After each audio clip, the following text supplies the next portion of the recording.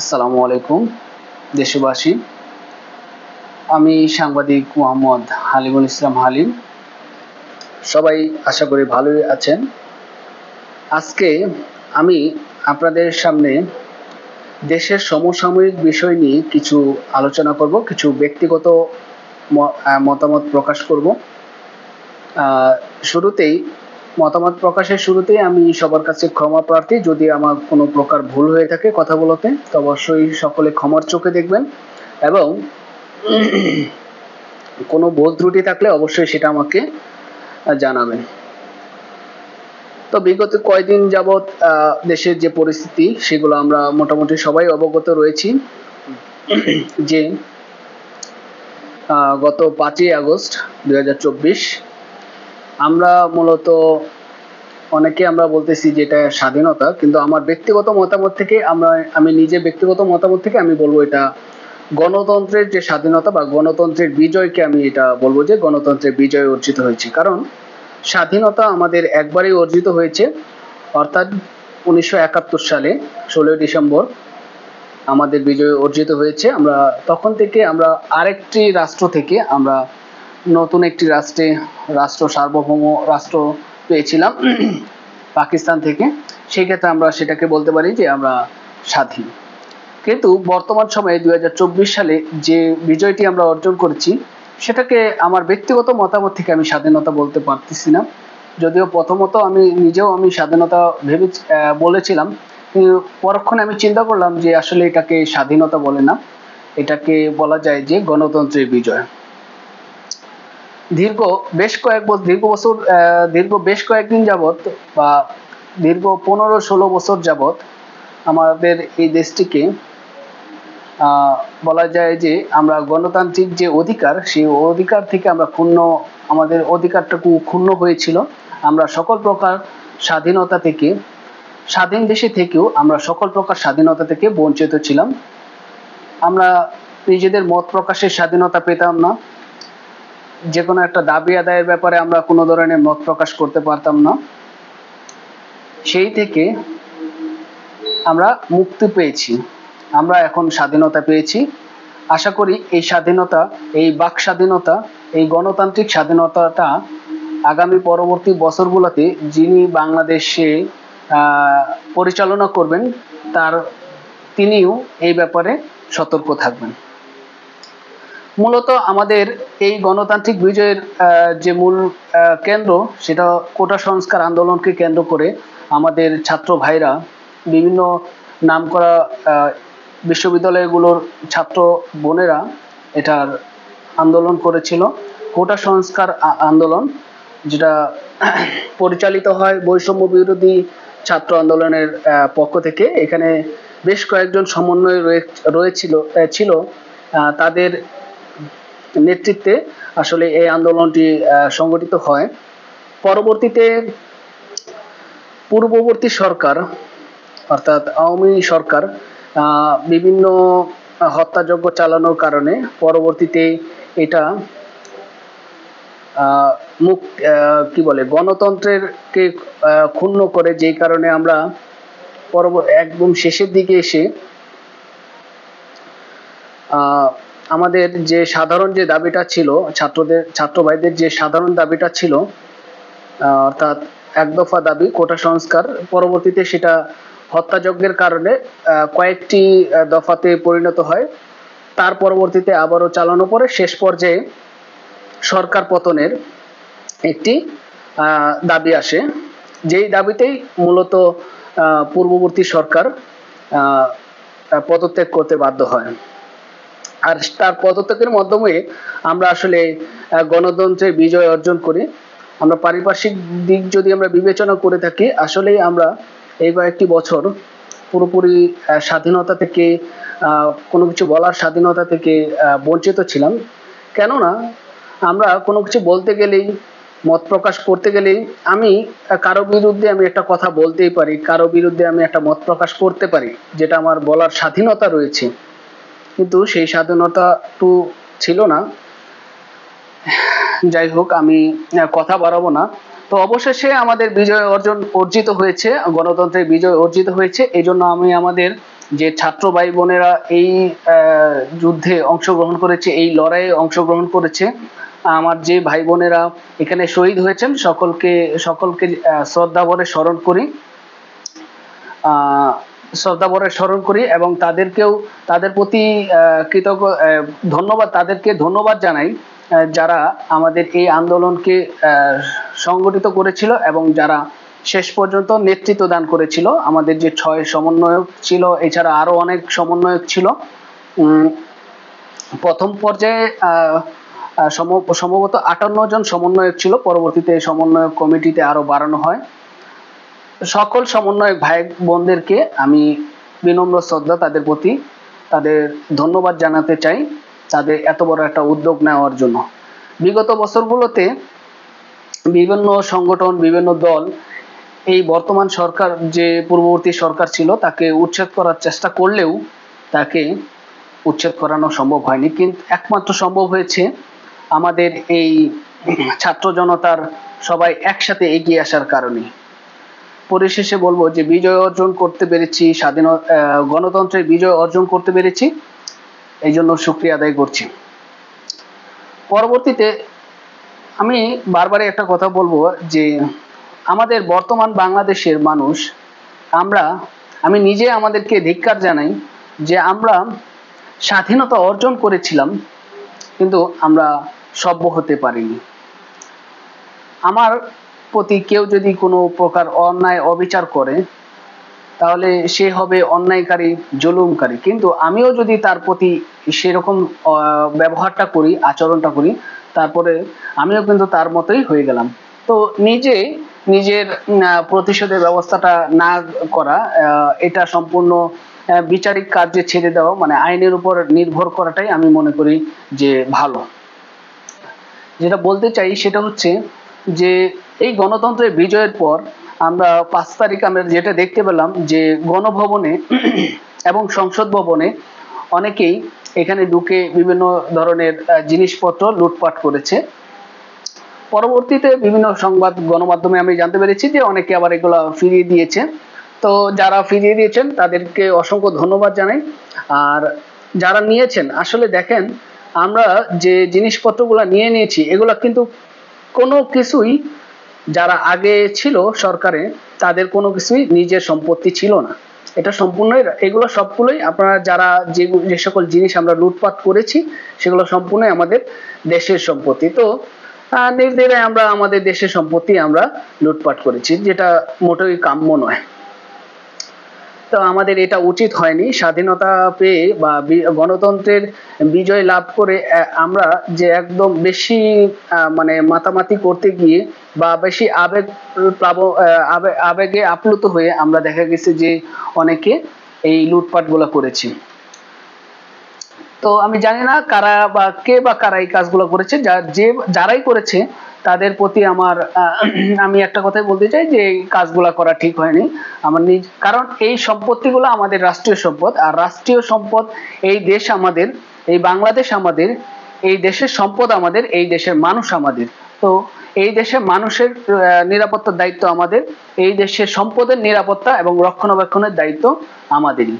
তো এই কথাটা আমাদের সবসময় মনে রাখতে হবে যে দেশের কোনো ক্ষতি হলে সেটা নিজেরই ক্ষতি। একটা পরিবারের কোনো একজন সদস্য যদি কোনো প্রকার আহত হয় বা কষ্ট পায়, সেই কষ্টটা কিন্তু আমারই। কোনো ক্ষতি যদি হয় সেই ক্ষতিটা কিন্তু আমারই। পরিবারে কোনো একটা সম্পদের ভিতরে যদি একটা অন্তর্বর্তী যদি কোনো সম্পদের ক্ষতি হয় সেটা কিন্তু আমারই ক্ষতি। তাহলে দেশ যেহেতু আমার, তাহলে এই দেশের সম্পদ এবং এই দেশের সকল কিছুই আমাদেরই, অর্থাৎ এইটার রক্ষণাবেক্ষণ দায়িত্ব সম্পূর্ণ আমাদেরই। তো এটা আমার কাছে খুবই খারাপ লেগেছে। বিজয়ের উল্লাস করা যেতে পারে, কিন্তু আমি মনে করি যে লুটপাট করাটা এটা আসলে কখনো শ্রেয় হবে না বা এটা কখনোই আমাদের কাম্য নয়। বিজয়ের উল্লাস আমরা এইভাবে করতে পারি না। কিন্তু সবচেয়ে ভালো লাগার যে বিষয়গুলা, সেই ভালো লাগার বিষয়গুলো হচ্ছে যে পরবর্তী দিন আমি দেখলাম যারা এই মালামাল নিয়ে গেছিল তারা আবার নিজ দায়িত্বে এসে ফেরত দিয়েছে।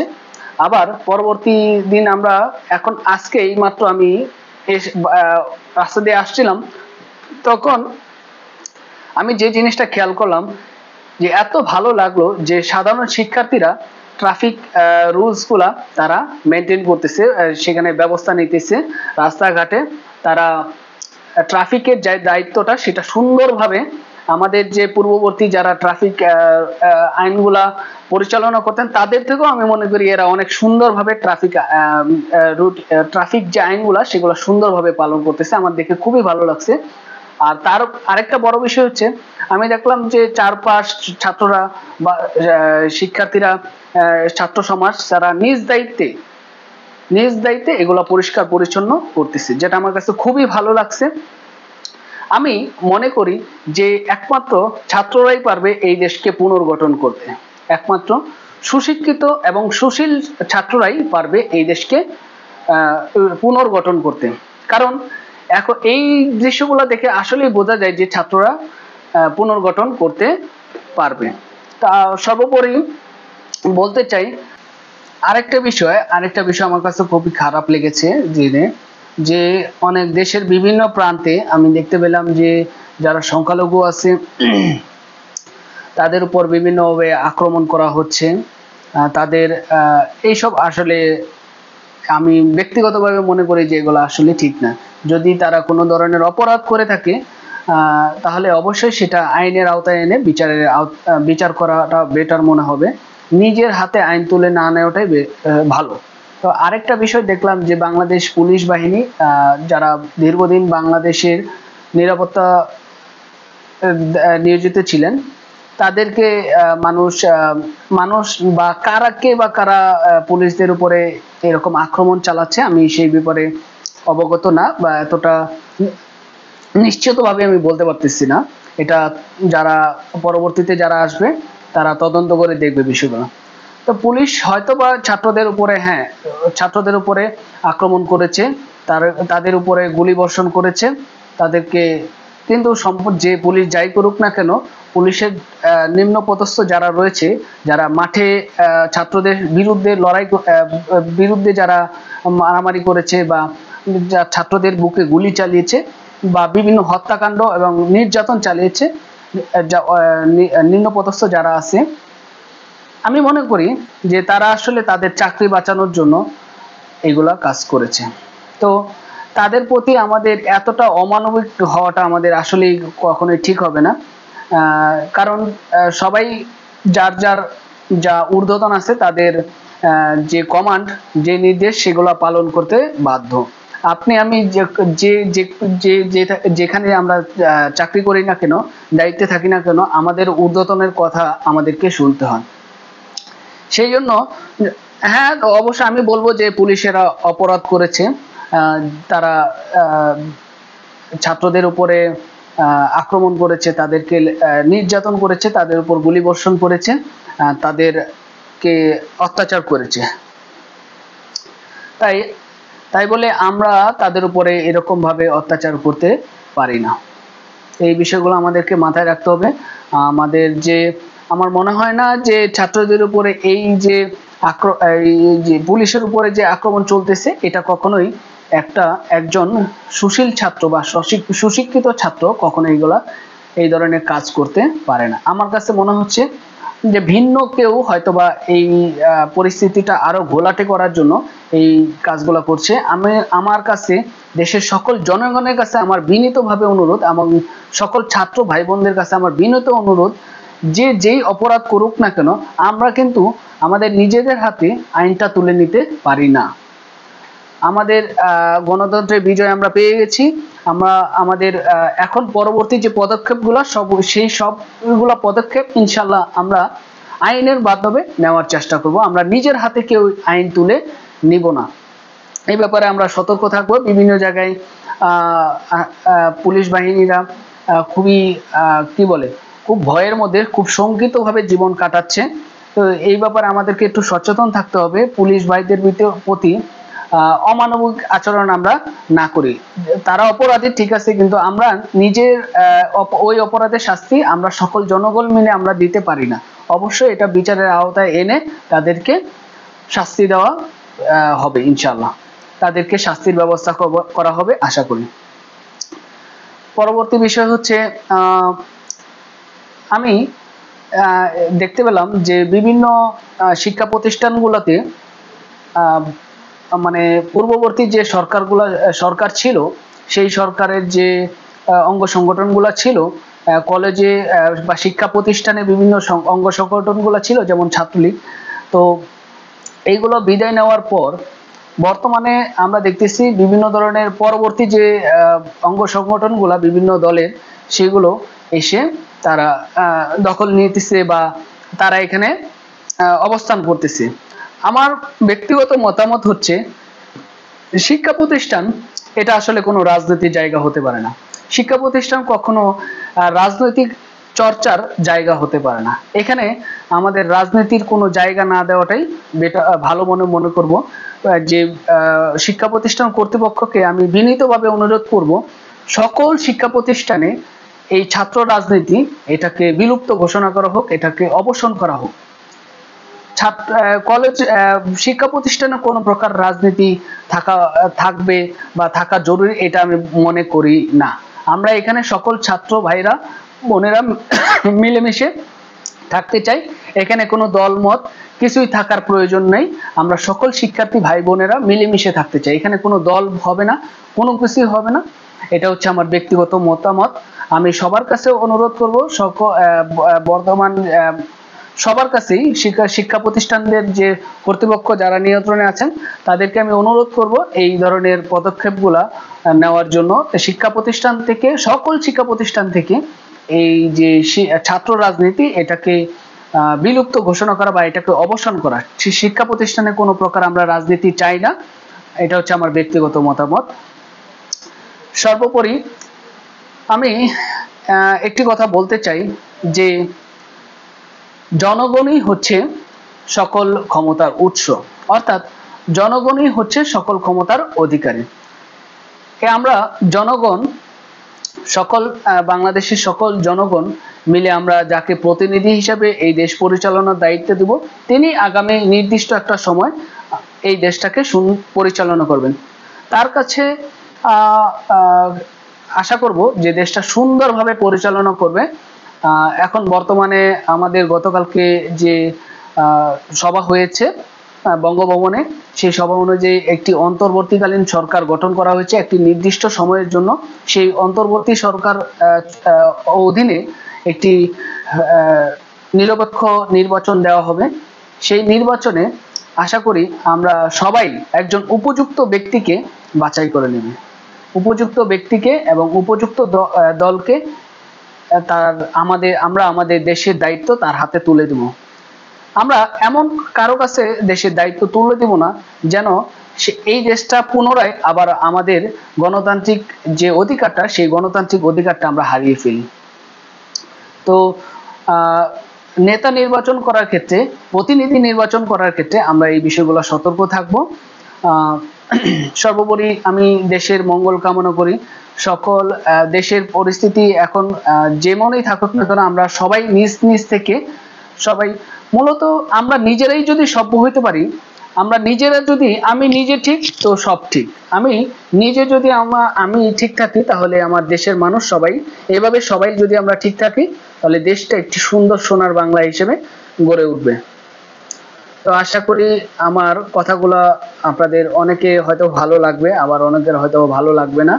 তো যদি আমার কথাগুলোতে কোনো প্রকার ভুল থাকে, সেই ভুলগুলো আমাকে কমেন্টে জানিয়ে দিবেন। আর যদি কোনো প্রকার ভুল হয়, আগে আমি ক্ষমা চেয়ে নিচ্ছি, কারণ আপনাদের যারা যারা ভিডিও দেখতেছেন হয়তো বা অনেকেরই আমি ছোট হই, আমি বয়সে ছোট হব, এই জন্য আমাকে ক্ষমার চোখে দেখবেন। আশা করি যে আমার ব্যক্তিগত মতামত যেটা, সেটা আমি প্রকাশ করলাম। পরবর্তীতে নির্বাচন উপলক্ষে যদি আমাদের গণতান্ত্রিক যে নির্বাচন, অর্থাৎ সরকার নির্বাচন, সেই নির্বাচন উপলক্ষে আমি আবারও আপনাদের সামনে ইনশাল্লাহ হাজির হব আমার ব্যক্তিগত মতামত নিয়ে। সেই পর্যন্ত আমার সাথেই থাকবেন। সবাই ভালো থাকবেন, আমার জন্য দোয়া করবেন। আসসালামু আলাইকুম।